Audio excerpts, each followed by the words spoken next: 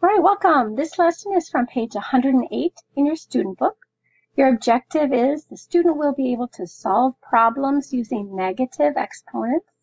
And your essential question that you'll answer in your summary, how do I change a number with a negative exponent to be written with a positive exponent? So first, notice the pattern. So we've already worked with positive exponents. So we'd say 10 squared. 10 times 10 is 100. 10 to the first power is 10. There's 110. 10 to the 0 power, they're saying there are 0 tens, but they are saying it's equal to 1. And we'll see in the lesson today if it's 6 to the 0 power, it's 1.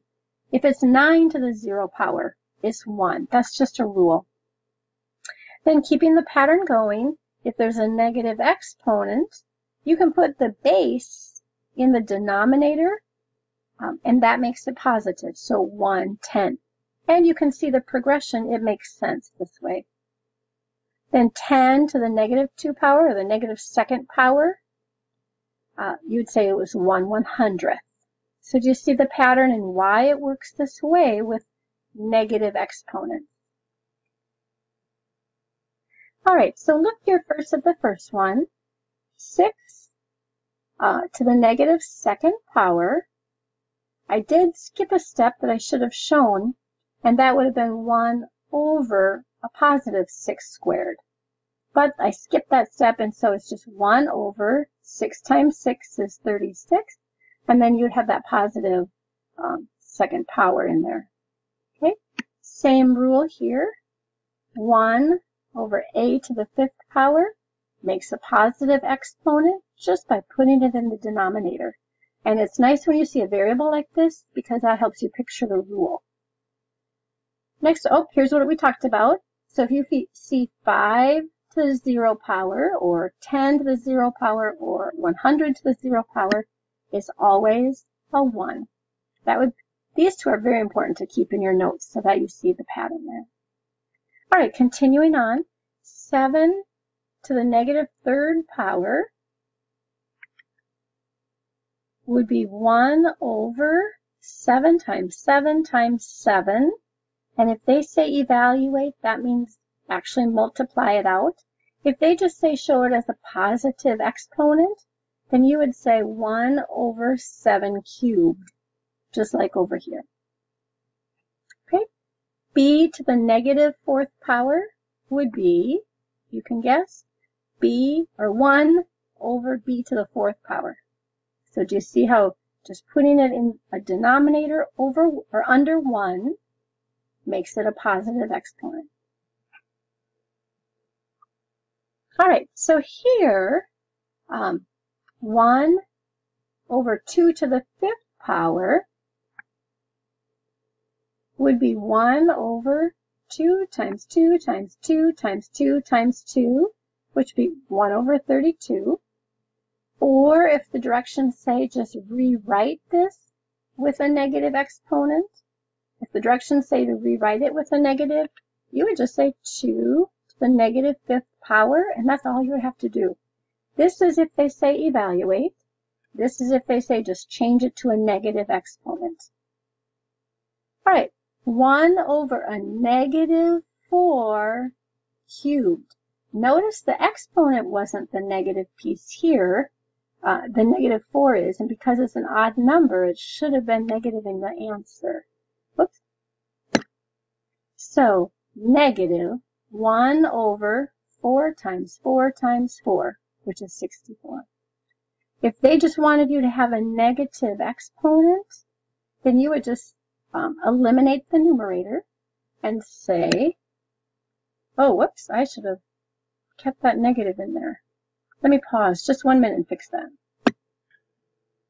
All right, sorry about that. I fixed it though, so the answer would reflect negative 4, and then keep that negative exponent up there to the negative 3rd power. All right, so remember if the directions say evaluate, then you actually multiply out the factors. If it just says to show it with a positive exponent, do that. If it says show it with a negative exponent, do that. Oops. right, let's continue. So 1 over a negative 7 squared, because that 2 is an even number, it'll eliminate your negative sign there. So then we would say 1 over 49. Or if they want you just to show it with a negative exponent, you would keep that negative 7 to the negative second power. So it depends if they say evaluate or if they just say change to a negative exponent. All right, here, I just did it to a negative exponent because they gave it to you already multiplied out, already evaluated, and you go backwards and figure out, oh, what would my factor have been? 6 to the negative second power. Okay. If they said put it in a positive exponent, you would say 1 over 6 squared. Okay. Next one, 1 over c to the 5th. To change it to a negative exponent, you would just say c to the negative 5th power. And this was a little tricky because some of us would say, oh, that's 9 times 9, but then realize there's another factor within those 2 9s, and that would be 4 3s. So the lowest base you could get is 1 over 3 to the 4th power, or with a negative exponent, 3 to the negative 4th power. All right, continuing on, 1 over 125. Think what that would be. Right away, I think of multiple of 5, and 5 times 5 is 25, times 5 is 125.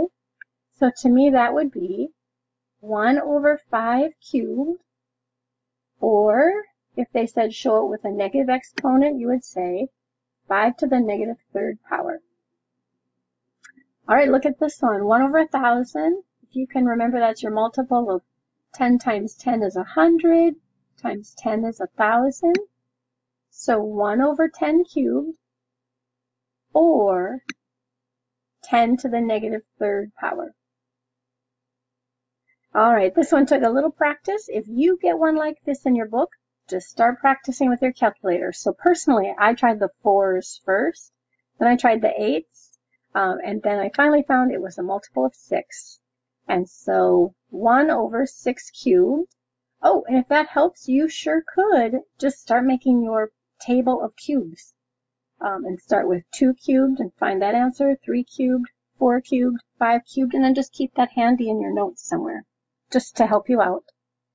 And then that would be the same as 6 to the negative 3rd power. All right, so you may get variables like this, and this builds on our last lesson where we would multiply the monomials.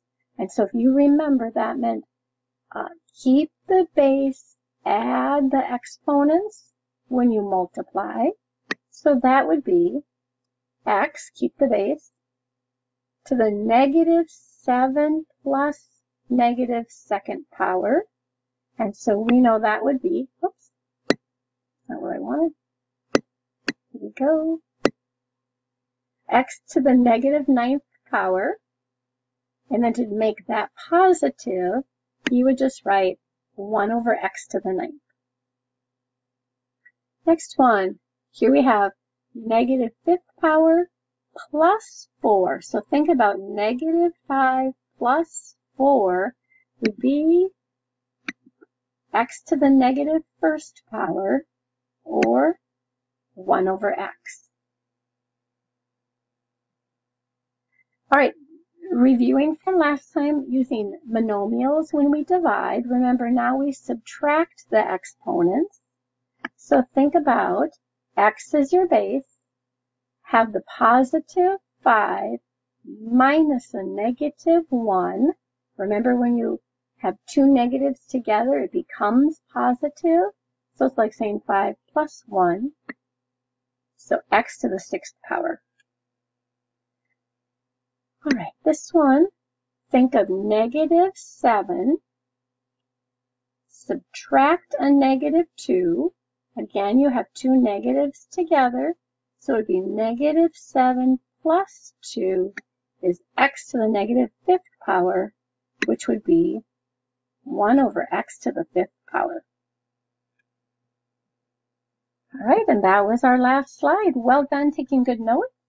I'll see you tomorrow.